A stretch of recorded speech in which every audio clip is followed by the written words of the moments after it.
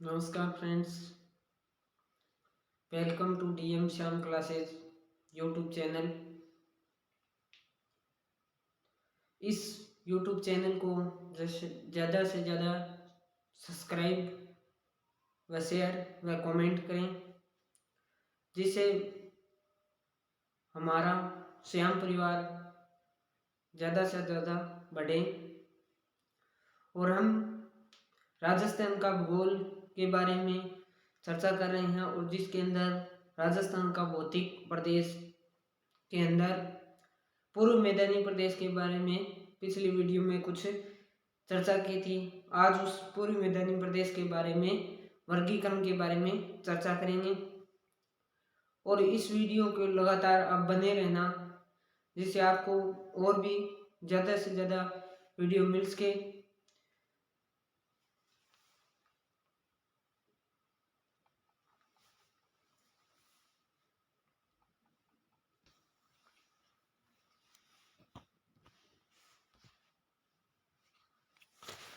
पूर्वी मैदानी प्रदेश के वर्गीकरण के बारे में हम चर्चा कर रहे हैं। पूर्व मैदानी प्रदेश है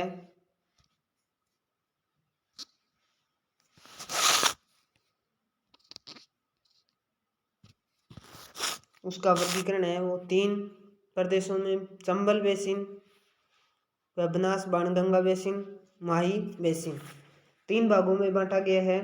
चंबल बेसिन, बनास बाणगंगा बेसिन और माही बेसिन।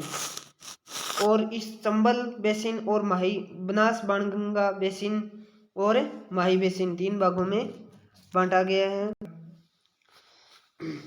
चंबल नदी का जो बेसिन है उसे पढ़ते हैं। चंबल बेसिन के आसपास का क्षेत्र, चंबल बेसिन के आसपास का क्षेत्र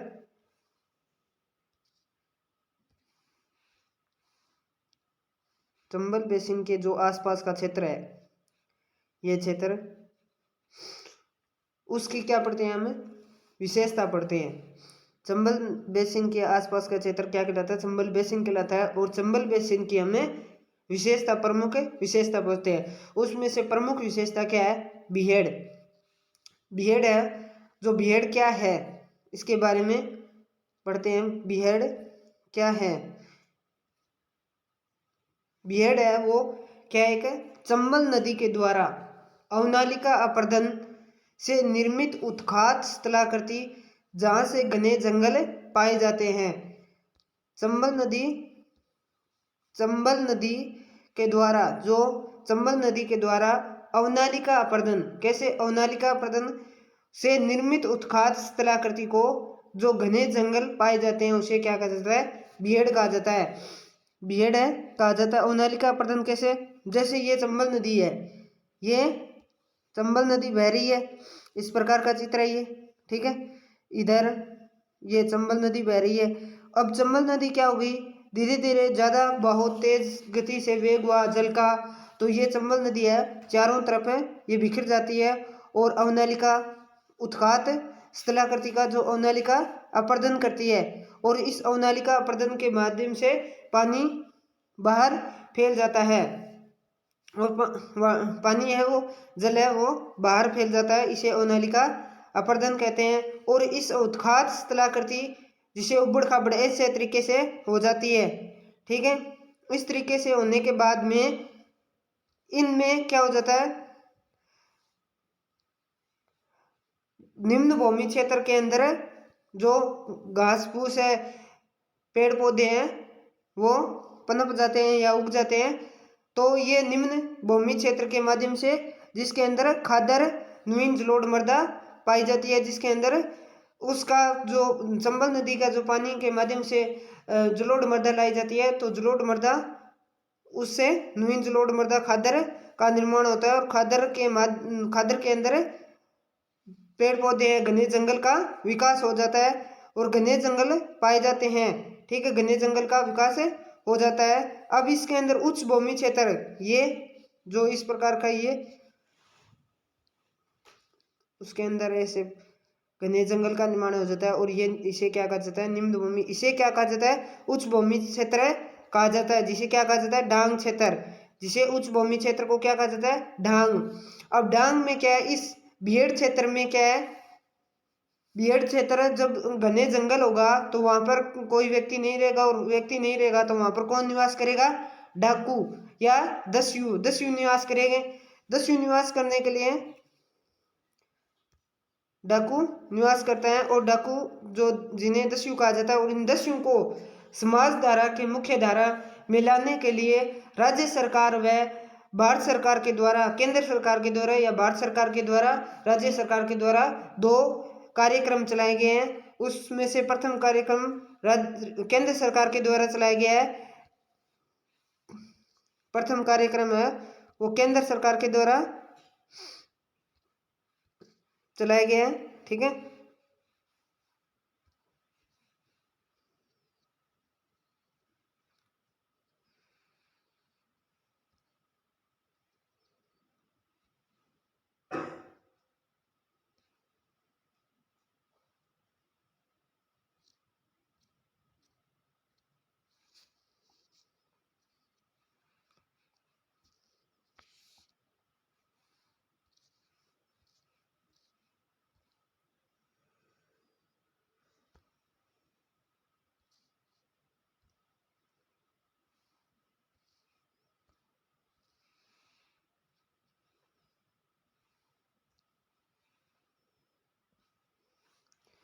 ये क्षेत्र डांग क्षेत्र विकास कार्यक्रम राज्य सरकार के द्वारा और केंद्र सरकार के द्वारा चलाया गया, जिसके अंदर केंद्र सरकार के द्वारा 1989 के अंदर चलाया गया है, और भारत सरकार के द्वारा 2004 में, ठीक है, 2004 के अंदर चलाया गया है,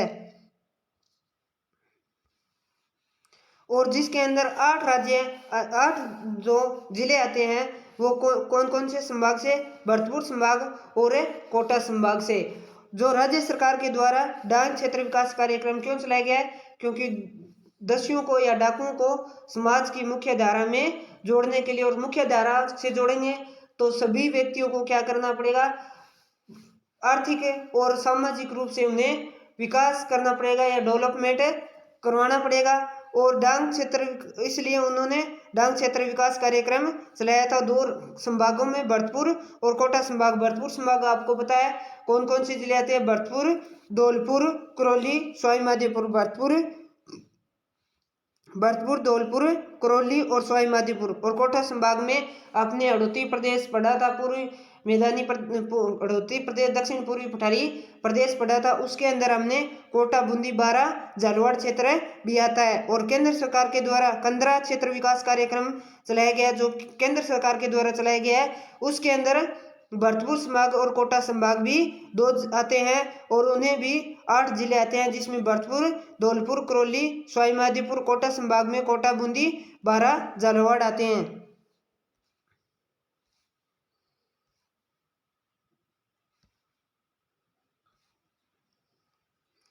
अब क्या है, इसके अंदर जो अलग अलग हमने चंबल बेसिन के बारे में पढ़ लिया। चंबल बेसिन के अंदर बीहड़ क्षेत्र के अंदर जो डाकू दस्यु निवास करते हैं, उनके अंदर केंद्र सरकार के द्वारा कंदरा विकास कार्यक्रम और राज्य सरकार के द्वारा डांग क्षेत्र विकास कार्यक्रम चलाया गया। अब हम पढ़ते हैं चंबल, बनास और बाणगंगा का मैदान। बनास और बाणगंगा का मैदान, ये क्या है, नदी है।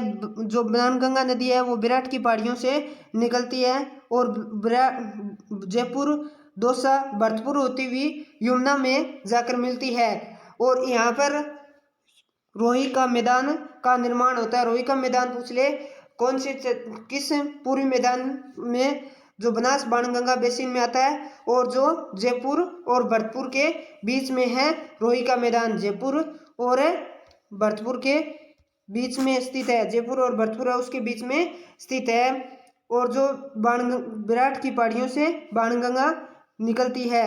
अब इस गंगा और बनास, गंगा जो यमुना और बाणगंगा के बीच का भाग है, क्वेश्चन ऐसे भी आ सकता है, यमुना और बाणगंगा का द्वाब क्षेत्र कौन सा कहलाता है, तो रोही का मैदान कहलाता है।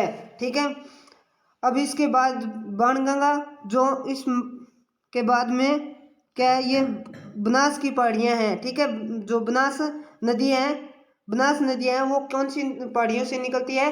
खमनोर की पहाड़ियों से निकलती है। और ये मालपुरा करौली का क्षेत्र आता है। मालपुरा से करौली का मैदान आता है, जो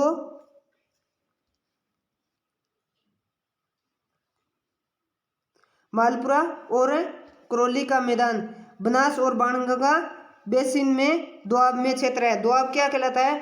दो नदियों के बीच का भाग क्या कहलाता है? ये जैसे बनास है और ये बाणगंगा है, और ये जैसे बनास है, ठीक है। ये नदियाँ जो बनास है और ये बाणगंगा है, इन इसका बीच का भाग क्या कहलाता है? दोआब क्षेत्र कहलाता है। इसका बीच का भाग ये क्या कहलाता है? दोआब क्षेत्र कहलाता है, जो मालपुरा टोंक से लेकर करौली के मध्य स्थित है। और बनास बाणगंगा नदियों का मैदान है। बनास बाणगंगा नदियों का मैदान है।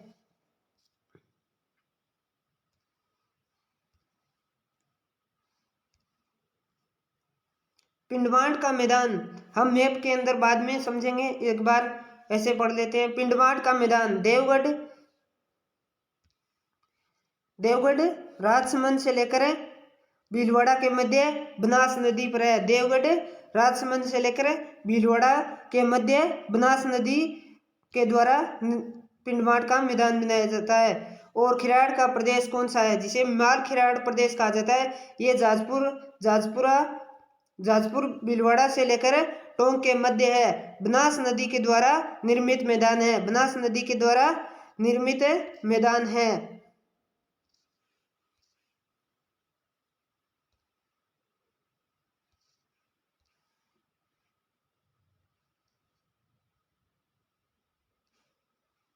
ये क्षेत्र अलग है, ये क्षेत्र अलग है, ठीक है। बनास नदी के द्वारा निर्मित है। अब हम मैप के माध्यम से पता लगा लेते हैं कहाँ पे है। यह आपको दिखाई दे रहा होगा,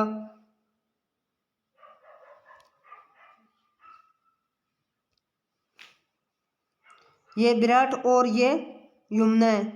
इस रोही का मैदान जयपुर से भरतपुर के बीच में मालपुरा करौली का मैदान है। जो मैदान है वो मालपुरा टोंक से लेकर करौली के मध्य स्थित है, ठीक है। और इधर पिंडवाट का मैदान है। पिंडवाट का मैदान स्थित है यहाँ पे। तो ये पिंडवाट का मैदान देवगढ़ से भीलवाड़ा के मध्य स्थित है।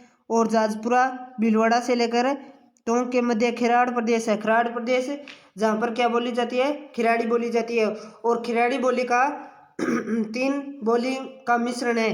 कौन कौन सी? ऊपर चलते हैं तो जयपुर के आसपास का जो क्षेत्र आता है तो वो ढूंढाड़ी प्रदेश, इधर मेवाड़ी प्रदेश में बागड़ बोली जाती है, बागड़ी। और इधर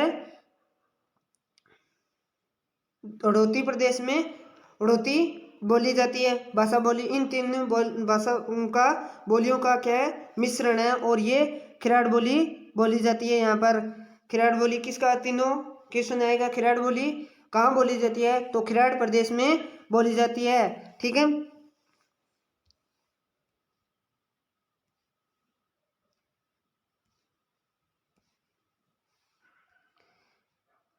अब इसका माई बेसिन भी आता है। इसके बाद बनास बाणगंगा बेसिन पढ़ लिया हमने।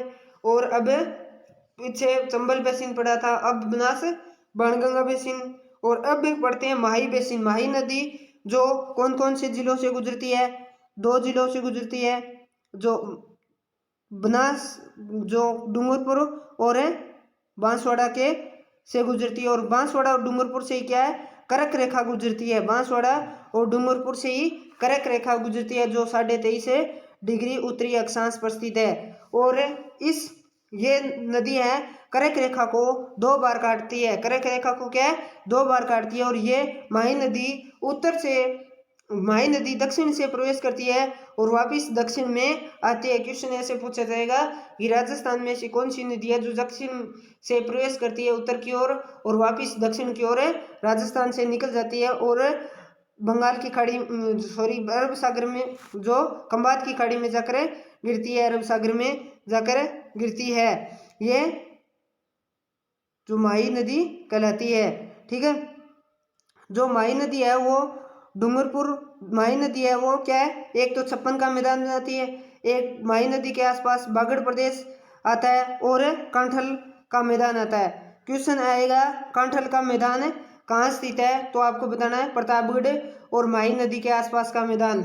और छप्पन का मैदान, छप्पन का मैदान कौन सा, जो छप्पन का मैदान है वो माही नदी 2 बार काट, माही नदी को जो है छप्पन के मैदान को काटती है। और छप्पन का मैदान क्यों कहा जाता है, क्योंकि यहाँ पर 56 गांव और नदी नालों का समूह है।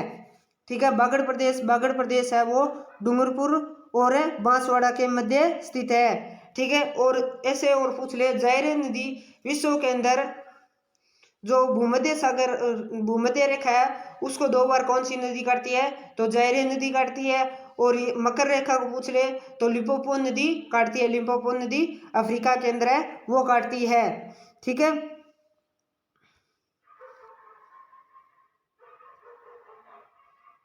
कांठल का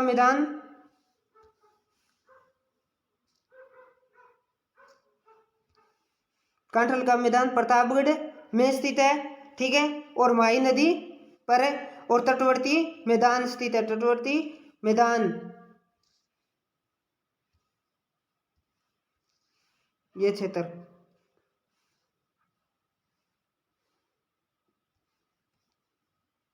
बागड़ प्रदेश में क्या है, बागड़ प्रदेश जो है डूंगरपुर और बांसवाड़ा के मध्य स्थित है, डूंगरपुर और बांसवाड़ा के मध्य स्थित है और माही नदी पर स्थित है। ये विखंडित पहाड़ी का क्षेत्र है, विखंडित पहाड़ी का क्षेत्र है। और यहाँ पर इस प्रकार ये पहाड़ियाँ हैं,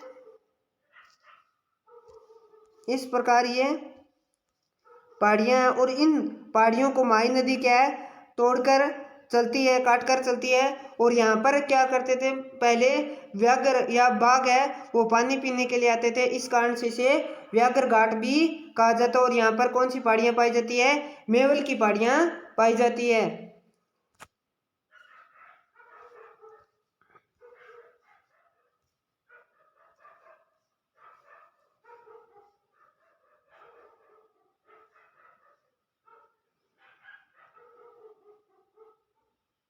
पिंडवाट का मैदान, ऐसे भी पिंडवाट के मैदान यदि स्थिति पूछ ले तो अरावली पर्वत में आता है। यदि पिंडवाट का मैदान है वो किस प्रदेश का भाग है तो बताना है बनास बाणगंगा बेसिन का भाग है। यदि पिंडवाट का मैदान स्थिति में पूछ ले तो अरावली पर्वतमाला की स्थिति में आता है। ठीक है, और अब ये चंबल नदी का हमने पढ़ रहे थे। चंबल नदी है वो कहाँ से निकलती है उसके बारे में चर्चा कर लेते हैं, कौन कौन से जिलों से गुजरती है। चंबल नदी रुजाना पाव की पहाड़ी मध्य प्रदेश से निकलती है और राजस्थान के अंदर 84गढ़ चित्तौड़गढ़ में प्रवेश करती है। और चित्तौड़गढ़ और कोटा और बूंदी सवाई माधोपुर करौली धौलपुर यमुना क्षेत्र में नदी जाती है। और 480 ये जो इसमें बीहड़ क्षेत्र का वर्ग कितना है 4500 वर्ग किलोमीटर में है। और बीहड़ क्षेत्र के अंदर कितने किलोमीटर बहती है, तो 480 किलोमीटर बहती है। और ऐसे भी क्वेश्चन आएगा कौन सी नदी है जो बूंदी और कोटा की सीमा बनाती है, तो वो कौन सी है, चंबल नदी है। और चंबल नदी पर राणा प्रताप सागर जो कोटा बिराज ये कुछ बांध भी बने हुए हैं।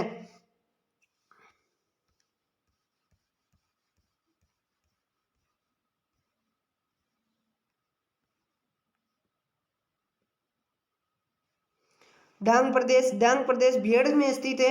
उच्च भूमि डांग जहाँ 10 डाको निवास करते हैं, ये तो मैंने बता दिया था, लेकिन उसके बारे में और चर्चा रहेगी थी कि बीहड़ के अंदर कौन कौन से जिले आते हैं बीहड़ में, तो धौलपुर करौली और सवाई माधोपुर। धौलपुर करौली और सवाई माधोपुर 3 जिले आते हैं। ठीक है, धौलपुर करौली और सवाई माधोपुर।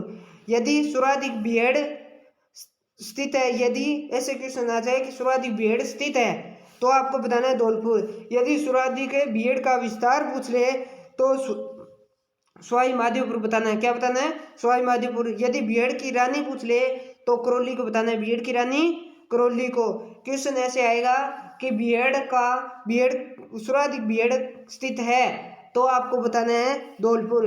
यदि सर्वाधिक भीड़ का विस्तार पूछ ले तो सवाई माधोपुर, क्योंकि सवाई माधोपुर में भीड़ का ज़्यादा विस्तार है और यदि भीड़ है वो सर्वाधिक है कहाँ है, धौलपुर में स्थित है और भीड़ की रानी करौली को कहा जाता है। ये विशेष तौर पर कंपटीशन की आते रहते हैं रीट के अंदर और सेकंड ग्रेड के अंदर ये क्वेश्चन ऐसे पूछे जाते हैं।